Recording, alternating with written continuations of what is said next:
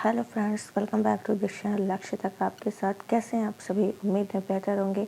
आज है 14 सितंबर 2022। तो आज के जितने भी इम्पोर्टेंट क्वेश्चन हैं वो हम लोग डिस्कस करने वाले हैं। एक जैसा कि आप लोग थंबनेल देख रहे हैं, इस टॉपिक को हम लोग डिस्कस करने वाले हैं क्योंकि ये कहीं ना कहीं जब अगर प्रधानमंत्री जी के द्वारा इसके बारे में बात की गई है तो आपके एग्ज़ाम के लिए इम्पोर्टेंट हो सकता है। तो इसीलिए हम लोग कोई भी क्वेश्चन को स्किप नहीं करेंगे, जो हमारे लिए इम्पोर्टेंट है वो सारे हम लोग डिस्कस करेंगे। तो चलिए सेशन को स्टार्ट करते हैं और देख लेते हैं हमारा आज का सेशन कितना महत्वपूर्ण होने वाला है। तो आगे बढ़ने से पहले आप अभी तुरंत आप क्या करिए, सेशन को लाइक कर दीजिए, शेयर कर दीजिए और जो नए व्यूवर्स हैं प्लीज़ सब्सक्राइब करना ना भूलें। तो चलिए सेशन को स्टार्ट करते हैं और देख लेते हैं आज का हमारा मोटिवेशन कोड क्या है, फिर आगे हम लोग कंटिन्यू करते हैं। सफल होने का सीधा तरीका है दूसरों से अधिक मेहनत करो, दूसरों से अधिक जानो और दूसरों से कम उम्मीद रखो। बहुत ही सही है कि अगर आपको सक्सेस होना है तो बस यही है कि आप अगर किसी को हराना है तो सबसे पहले तो आपको उससे ज़्यादा मेहनत करनी पड़ेगी और उसको दूसरों से अधिक आपको जानना चाहिए। और जानोगे कब? जब आप हार्ड वर्क करोगे, मेहनत करोगे उसके पीछे। और दूसरों से कम उम्मीदों को उम्मीद बिल्कुल मत रखिए, बहुत ही कम रखिए। बहुत ज़्यादा किसी पर डिपेंड नहीं होना। आप अपनी हिम्मत, आप अपने जुनून, आप अपने आत्मविश्वास, इस पर आप विश्वास को रखो। आप उससे उम्मीद रखो और किसी पर उम्मीद मत रखो। तो चलिए सेशन को स्टार्ट करते हैं। बाकी जिससे भी हमारा टेलीग्राम चैनल ज्वाइन करना है जा करके ज्वाइन कर सकता है और जिससे हमारे इंस्टाग्राम से जुड़ना वो भी जुड़ सकता है। इन सभी की लिंक आपको इस चैनल के डिस्क्रिप्शन बॉक्स में मिल जाएगी। चलिए आज का पहला क्वेश्चन देखते हैं कि कितना महत्वपूर्ण हो सकता है। फर्स्ट क्वेश्चन कह रहा है, हाल ही में किस देश ने खुद को परमाणु संपन्न देश घोषित किया है? तो कौन सा ऐसा देश है जिसने खुद को परमाणु देश घोषित किया है? वो कौन है? उत्तर कोरिया है। आप देख रहे होंगे यहाँ पर ये इमेज है, ये देखिए, ये उत्तर कोरिया के तानाशाह हैं। उत्तर कोरिया के तानाशाह हैं जिनका नाम है, क्या नाम है इनका? Kim Jong Un. क्या नाम है इनका? Kim Jong Un. Kim Jong Un. Kim Jong Un. Kim Jong Un नाम है इनका। ये कहाँ के हैं? उत्तर कोरिया के हैं। कहाँ के हैं? उत्तर कोरिया के ये तानाशाह हैं। तो किम जोंग इन ने घोषणा की है, क्या घोषणा की है? कि इन्होंने अपने देश को परमाणु हथियारों से लैस कर दिया है। ये जो किम जोंग उन है, इन्होंने संसद से कानून भी पास करा लिया है और उसमें ये घोषणा किया है कि अगर नॉर्थ कोरिया पर क्या कहा मैंने? अगर नॉर्थ कोरिया पर 100 साल के लिए भी प्रतिबंधित कर दिया जाए तो भी वह अपने परमाणु हथियारों पर काम नहीं छोड़ेगा। तानाशाह है ही, ठीक है। तो ये आपको ध्यान रखना है। परमाणु निरस्त्रीकरण पर किसी भी तरह की अगर बातचीत होनी होगी तो उन सभी की संभावना से इसने इनकार कर दिया है। इसने यह कानून जो पारित किया है, बताया है कि यह कानून जो है वो देश को अपनी सुरक्षा के लिए प्रीमेप्टिव, मैं यहाँ लिख दे रही हूँ, एक मिनट, थोड़ा सा कलर मैं चेंज कर दूँगी, ये रखते, प्रीमेप्टिव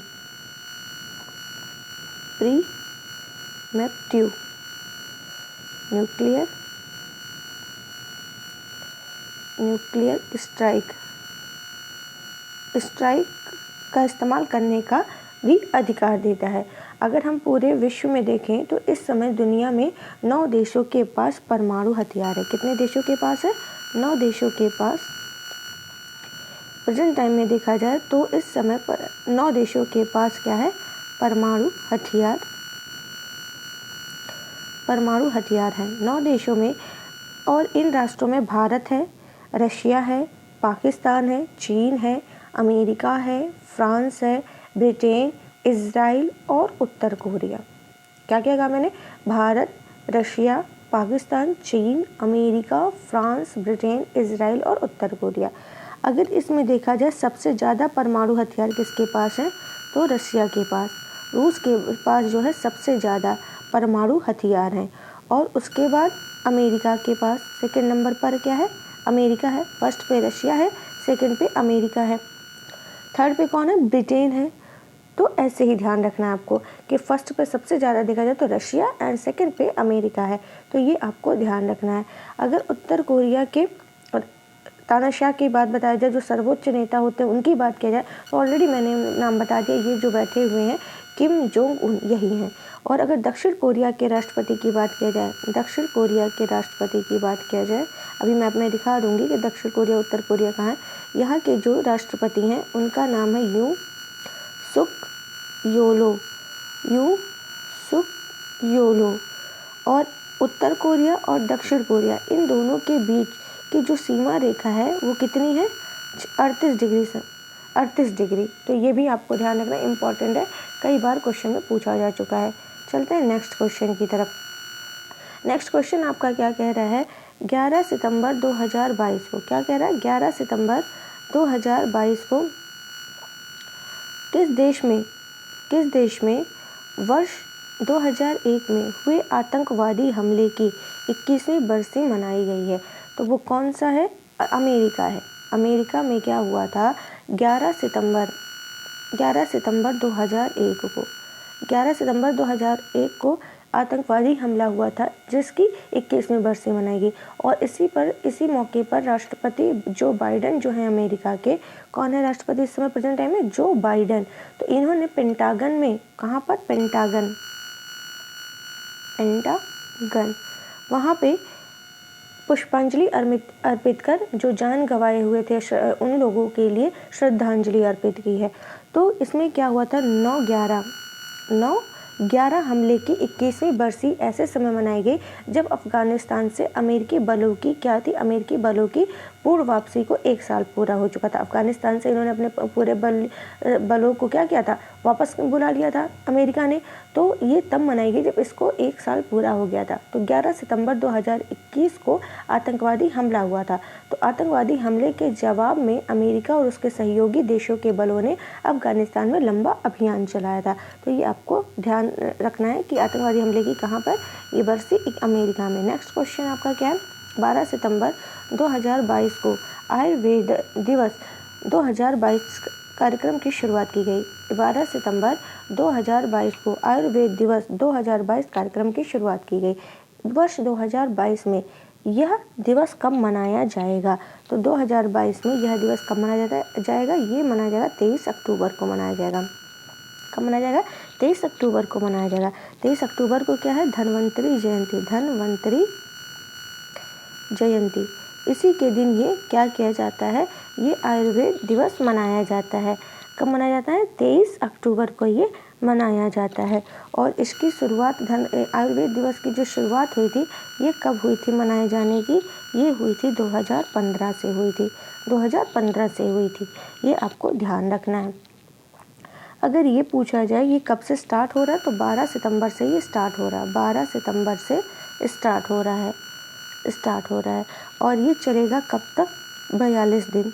42 दिन तक ये प्रोग्राम चलने वाला। 42 दिन यानी कि 6 सप्ताह। 42 दिन यानी कि 6 सप्ताह ये कार्यक्रम, 6 हफ्ते ये कार्यक्रम चलेगा।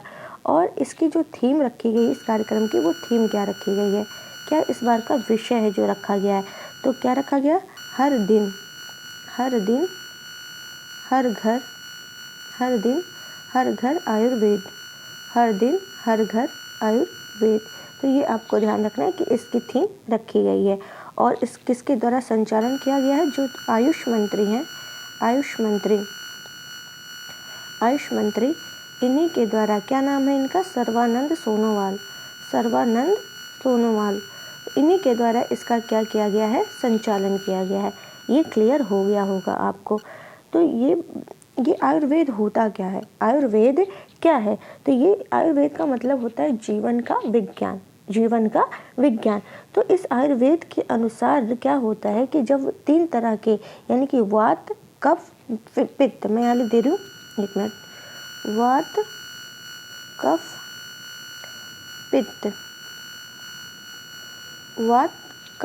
एंड पित्त, इन तीनों में अगर असंतुलन हो जाता है, इन तीनों में अगर इम्बैलेंस हो जाता है, असंतुलन हो जाता है, तो शरीर में बीमारी स्टार्ट हो जाती है।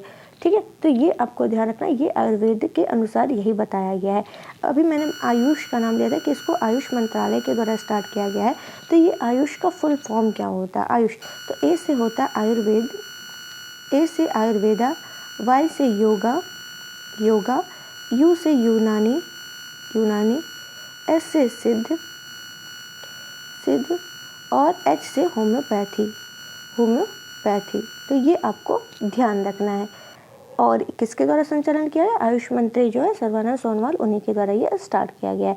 तो ये आपको पूरा ध्यान रखना है, बहुत ही इंपॉर्टेंट है, इससे बाहर कहीं नहीं पूछा जाएगा, इसी के अंदर जो भी है वही पूछा जाएगा। एक क्वेश्चन आया था किस एग्ज़ाम में, मुझे याद नहीं है किस एग्ज़ाम में पूछा था, बट ये पूछा था कि बहुत इंपॉर्टेंट क्वेश्चन है कि WHO ट्रेडिशनल मेडिसिन सेंटर की स्थापना कहाँ की गई है? कौन सा क्वेश्चन पूछा था? WHO ट्रेडिशनल मेडिसिन सेंटर की स्थापना कहाँ की गई है? तो जामनगर में की गई है। और ये जामनगर कहाँ पर है? गुजरात में, यहीं पर की गई है। इंपॉर्टेंट क्वेश्चन है, तो ये भी ध्यान रखिएगा। तो चलिए आगे बढ़ते हैं। अभी भी जिसने लेक्चर को लाइक नहीं किया तो प्लीज़ लाइक कर दीजिए। लाइक करने में कुछ नहीं जाता, बस जो थंब है उसी पर आपको, कुछ लोगों को नहीं पता है कि लाइक कैसे कर दे, तो थंब बना हुआ है तो उसी पर जा कर के आपको क्लिक कर देना है, तो थंब वो हो जाएगा। और बाकी जिसने अभी क्या कहते हैं बेल आइकॉन प्रेस नहीं किया, जा कर के उसको प्रेस कर दीजिए, ताकि जो भी मैं वीडियो अपलोड करूँ एनी टाइम वो आपको क्या है, आपको नोटिफिकेशन मिल जाए और आप उसको टाइमली देख सके। तो प्लीज़ लाइक कर दीजिए। और जो नए व्यूवर्स देख रहे हो तो एक सब्सक्राइब करने से कुछ नहीं जाता, सब्सक्राइब करिए। कुछ लोग क्या करते हैं, सब्सक्राइब करने के बाद जा कर के अनसब्सक्राइब कर देते हैं, पता नहीं उनको क्या मिलता है, but it's okay, no issue. अगर आपको लगता है कि आपके सब्सक्राइब करने से किसी का आप बहुत बड़ा उपकार कर दे रहे हैं, तो ऐसे लोग प्लीज़ मत करिए, ठीक है। आपको अगर फ़ायदा हो रहा है इस लेक्चर से, वही सब्सक्राइब करिए, और उसको अगर आप करेंगे तो आप ही का फ़ायदा होगा, ठीक है। बाकी कुछ नहीं, चलिए आगे बढ़ते हैं हम लोग, लेकिन लाइक ज़रूर कर दीजिए। चलते हैं नेक्स्ट क्वेश्चन की तरफ। भारत सरकार द्वारा जारी, बहुत ही इंपॉर्टेंट क्वेश्चन है, इसको भी आप क्या करिए, स्टार बनाइए और इसको नोट डाउन करिए। मैं देख लूँ, मैं वीडियो चल रही है बिल्कुल। चलिए, भारत सरकार द्वारा चीता पुनरुत्थान परियोजना के लिए निम्नलिखित किस राष्ट्रीय उद्यान की पहचान की? तो स्टार बनाइए, इंपॉर्टेंट क्वेश्चन है, अभी बहुत ही चर्चा में, तो 100% ये क्वेश्चन, इस टाइप के क्वेश्चन जरूर आपके एग्जाम में फंसेंगे। अब मैं ये नहीं कह रही हूँ सेम ही कॉपी हो जाएगा क्वेश्चन, बट ऐसे क्वेश्चन 100% आएगा। जब हम सारे एंगल को कवर कर लेंगे क्वेश्चन के, कहीं से भी हमें क्या मतलब, बस क्वेश्चन हमसे स्किप नहीं होना चाहिए एग्जाम में, बस ये हमारा मकसद होना चाहिए।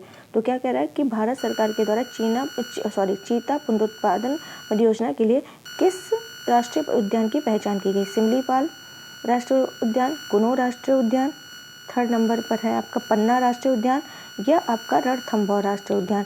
तो कौन से राष्ट्रीय उद्यान की पहचान की गई है? तो दैट इज कुनो राष्ट्रीय उद्यान। कौन सा राष्ट्रीय उद्यान? कुनो, ये कुनो राष्ट्रीय उद्यान की पहचान की गई है।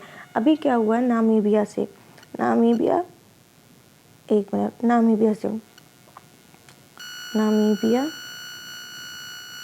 नामीबिया, अभी लोकेशन ये भी दिखा दूंगी। नामीबिया से 8 चीते जो हैं एकदम तैयारी हो चुकी है लाने की। तो नामीबिया से 8 चीते जो हैं कार्गो उड़ान से 17 सितंबर को, कब? 17 सितंबर को कहाँ लाए जाएंगे? जयपुर लाए जाएंगे। कहाँ लाए जाएंगे? जयपुर। नामीबिया से 8 चीते कार्गो उड़ान से 17 सितंबर को जयपुर लाए जाएंगे, और यहाँ आने के बाद उसी दिन इन चीतों को हेलीकॉप्टर से मध्य प्रदेश के, ये कुनो राष्ट्रीय उद्यान कहाँ है? मध्य प्रदेश। तो मध्य प्रदेश के कुनो नेशनल पार्क में, कुनो पालपुर राष्ट्रीय उद्यान में भेजा जाएगा। और प्रधानमंत्री नरेंद्र मोदी जी जो हैं वो 17 सितंबर को ही अपने जन्मदिन के मौके पर इन चीतों को कहाँ पर? वहाँ पर जाकर के छोड़ेंगे, कुनो राष्ट्रीय उद्यान में। अगर चीतों की बात करें तो भारत से 1952 में चीता जो था वो विलुप्त हो चुका है, विलुप्त घोषित कर दिया गया था। कब? 1952 से। तो ये भी आपको ध्यान रखना है। ये कुनो राष्ट्रीय उद्यान की बात करें तो ये भोपाल से तकरीबन 400 किलोमीटर की दूरी पर है, तो ये भी आपको ध्यान रखना है। 8 चीते नामीबिया से आ रहे हैं और 12 चीते जो हैं वो दक्षिण अफ्रीका से आ रहे हैं। ये भी अभी लोकेशन मैप में मैं आपको दिखा दूंगी कि कहाँ पर दक्षिण अफ्रीका से 12 चीते और नामीबिया से 8 चीते। तो अभी फिलहाल नामीबिया से 8 चीते आने की तैयारी हो गई है, 17 सितंबर तक आ जाएगा। तो ये भी आपको क्लियर हो गया होगा। चलते हैं अपने नेक्स्ट क्वेश्चन की तरफ। बाकी इससे संबंधित एक क्वेश्चन मैंने कुछ दिन पहले लेक्चर में किया था, जाके जिसने देखा होगा उसको एकदम क्लियर हो गया होगा। उसमें मैंने 2 तरह की चीतों की बात की थी। चलते हैं नेक्स्ट क्वेश्चन की तरफ। नेक्स्ट क्वेश्चन हमारा कह रहा है 11 सितंबर 2022 को खादी इंडिया द्वारा Aheli khadi fashion show, Aheli khadi fashion show का आयोजन कहाँ किया गया है।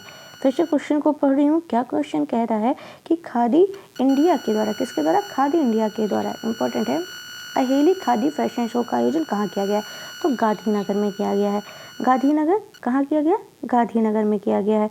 और ये पहले ये ध्यान रखिए, अहेली का मतलब क्या होता है, अहेली का मतलब होता है शुद्ध, प्योर, तो शुद्ध खादी यानी प्योर खादी। तो इसका आयोजन कहाँ किया गया है, गांधीनगर के, गुजरात के गांधीनगर में किया गया है। किसके द्वारा किया गया है, खादी इंडिया के द्वारा इसका शुभारंभ किया गया है। खादी इंडिया किसके अंतर्गत आती है, KVIC के अंतर्गत आती है। किसके अंतर्गत आती है, KVIC के अंतर्गत आती है। और अभी KVIC के मंत्री कौन है, प्रमुख मंत्री, इसके हेड कौन है, इसके हेड कौन है, मनोज गोयल। कौन है, मनोज गोयल।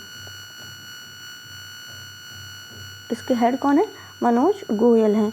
और किसके स्थान पर ये बने थे हेड KVIC के, तो ये विनय कुमार सक्सेना के स्थान पर बने थे। तो विनय कुमार सक्सेना अब वो किस पोस्ट पर है, तो वो दिल्ली के उपराज्यपाल हैं। विनय कुमार सक्सेना प्रेजेंट टाइम में दिल्ली के उपराज्यपाल हैं और मनोज गोयल KVIC के हेड हैं। तो ये भी आपको ध्यान रखना, इंपॉर्टेंट क्वेश्चन है, पूछे जाने की पूरी संभावना है। तो ये भी आपको ध्यान रखना। तो ये जो गांधीनगर में स्टार्ट हुई है, गुजरात के गांधीनगर में, ये कहाँ पर, नेशनल इंस्टीट्यूट फैशन टेक्नोलॉजी, कहाँ पर, नेशनल इंस्टीट्यूट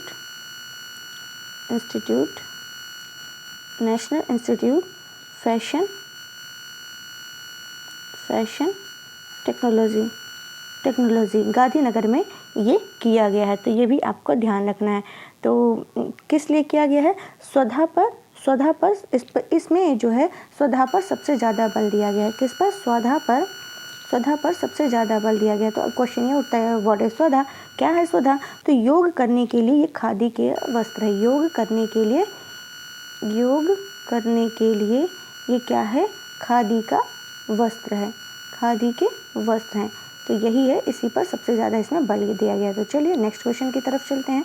क्या कह रहा है नेक्स्ट क्वेश्चन हमारा, किस राज्य ने फिल्म निर्माण उद्योग के लिए राज्य की पहली सिनेमा पर्यटन नीति 2022 लॉन्च की है। तो ये किसने लॉन्च किया, गुजरात के जो CM हैं, क्या नाम है उनका, भूपेंद्र पटेल, उन्हीं के द्वारा ये फिल्म निर्माण उद्योगों के लिए गुजरात राज्य की पहली सिनेमा पर्यटन नीति है, ये लॉन्च किया गया है वहाँ के CM भूपेंद्र पटेल के द्वारा ये स्टार्ट किया गया है। तो ये शुरुआती, और इस कार्यक्रम में बॉलीवुड अभिनेता अजय देवगन भी मौजूद थे। अजय देवगन की भी उपस्थिति थी, अजय देवगन भी। तो ये भी आपको ध्यान रखना है। और इसमें कहा गया है, इस नीति का उद्देश्य क्या है, निवेश को आकर्षित करना यानी निवेश को बढ़ावा देना, फिल्म बुनियादी ढांचे के विकास की सुविधा, और इस उद्योग में युवाओं के युद्ध के उद्यमशीलता के अवसर, रोजगार क्षमता को बढ़ाना है। यानी कि इसका अगर देखा जाए तो ये एक ऐसा पारिस्थितिक तंत्र विकसित करना है और पर्यटन अर्थव्यवस्था को प्रोत्साहित करना है। क्लियर। और ये प्रशासनिक प्रक्रियाओं को सरल बनाना है। इसका उद्देश्य क्या है, प्रशासनिक प्रक्रियाओं को सरल बनाना है। और जो सार्वजनिक निजी भागीदारी है, PPP है, सार्वजनिक निजी जो भागीदारी है, इसके माध्यम से फिल्म से संबंधित जो बुनियादी ढांचा है उसके विकास के लिए पारिस्थितिकी तंत्र को विकसित करना है। तो ये आपको बस इतना ध्यान रखना है। इसका कहाँ पर है, गुजरात में हुआ है।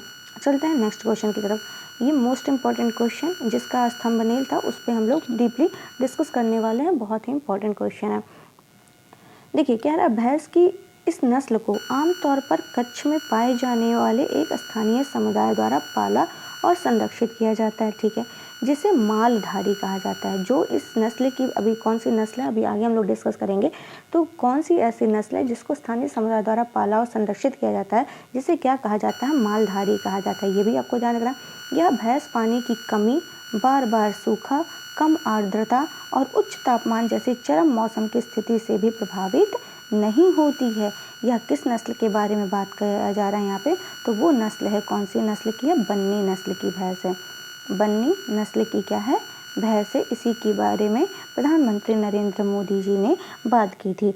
क्या कहा कि जो बन्नी भैंस है वो कच्छ के रेगिस्तान में कच्छ के रेगिस्तान में और वहाँ की परिस्थितियों से ऐसे घुल मिल गई है कि उसे देखकर कई बार क्या होती है, हैरानी होती है। प्रधानमंत्री नरेंद्र मोदी जी का स्टेटमेंट है कि उसे देखकर कभी कभी कई बार हैरानी होती है। ये कच्छ के इलाकों में दिन के समय जो भीषण धूप होती है, इसकी वजह से गर्मी भी बहुत होती है।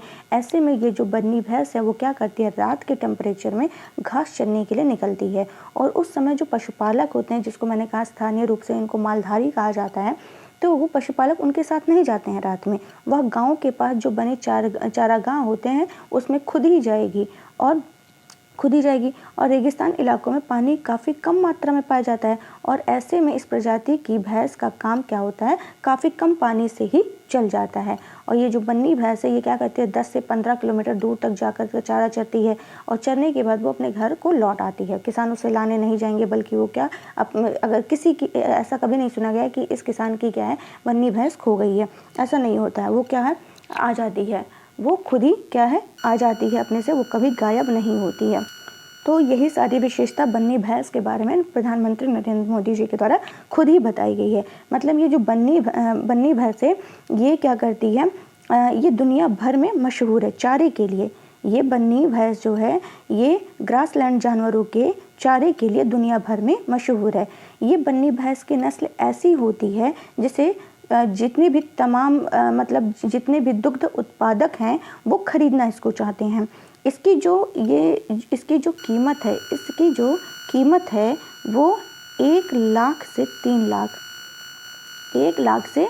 3 लाख रुपए तक हो सकती है। और इसकी खासियत ये भी है कि इस प्रजाति की भैंस जो है अधिक सर्दी और अधिक गर्मी दोनों ही बर्दाश्त करने में सक्षम होती है। तो ये आपको ध्यान रखना है। अब ये सडनली बात कहाँ से आ गई, मतलब गाय भैंस की, कि उन्होंने पूरा बन्नी भैंस के बारे में इतना सारा डिस्कस कर दिया। तो अभी कल ही के लेक्चर में मैंने आपको बताया था कि वर्ल्ड डेयरी समिट का आयोजन किया गया है। वर्ल्ड डेयरी समिट का आयोजन किया गया। उस 4 दिवसीय सम्मेलन में इन्होंने क्या किया, इस बन्नी भैंस के बारे में क्या है, पूरी बात बताई है। तो चलिए आपको ये समझ में आ गया होगा। चलते हैं अपने नेक्स्ट क्वेश्चन की तरफ। ये देखिए, नेक्स्ट क्वेश्चन की तरफ से बढ़ने से पहले ये बन्नी भैंस के बारे में और भी डीपली जान लेते हैं। देखिए, पीएम मोदी ने सुनाया बन्नी भैंस का किस्सा।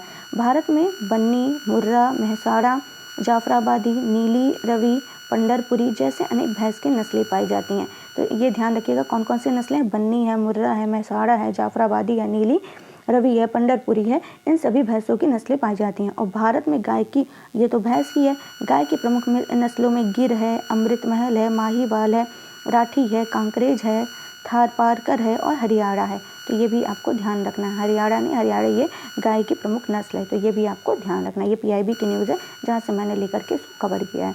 चलते हैं नेक्स्ट क्वेश्चन की तरफ। देखिए गाइस, क्वेश्चन बहुत इंपॉर्टेंट होते हैं, इधर उधर से नहीं लिए जाते हैं। आपका पीआईबी हो गया, द हिंदू न्यूज़पेपर से हो गया, तो ये सारे क्वेश्चंस वहीं से लिए जाते हैं। जनसत्ता हो गया, तो इतने इंपॉर्टेंट न्यूज़ को अगर कवर किया जा रहा है तो ऑब्वियस सी बात है, अगर मान लीजिए क्वेश्चन यहाँ से नहीं आएगा तो एग्जाम में आएगा कहाँ से, ऑब्वियस सी बात है यहीं से आने वाला है। तो चीज़ों को पढ़ते रहिए, समझते रहिए और रिवीजन करते रहिए। रिवीजन तो मैं वैसे भी कराती रहती हूँ हर क्वेश्चन का, ठीक है, क्योंकि अब अगस्त का मैंने दे दिया है। जिसने भी नहीं देखा जाकर के अगस्त का देख लीजिए। सितंबर मंथ कंप्लीट होगा, सितंबर मंथ का कंबाइनेशन आपको दे दिया जाएगा, तो कंपाइलेशन, ठीक है। तो ये आपको ध्यान रखना है। तो चलिए 8वां देख लेते हैं क्वेश्चन, ये भी फटाफट डिस्कस कर लेते हैं। 11 सितंबर 2022 को Japan India maritime exercise JIMEX कहाँ शुरू किया गया है। तो ये कहाँ शुरू किया गया, ये किया गया है बंगाल की खाड़ी में किया गया। कहाँ किया गया, ये बंगाल की खाड़ी में किया गया है। तो चलिए इसको 1 मिनट, बंगाल की खाड़ी में ये किया गया है। तो ये आपका जो जिमैक्स है, क्या है, ये जो आपका जिमैक्स है ये किस बंगाल की खाड़ी, अब ये देख नाम से ही पता चल रहा है किसके किसके बीच हुआ, भारत और जापान के भी ये हुआ है।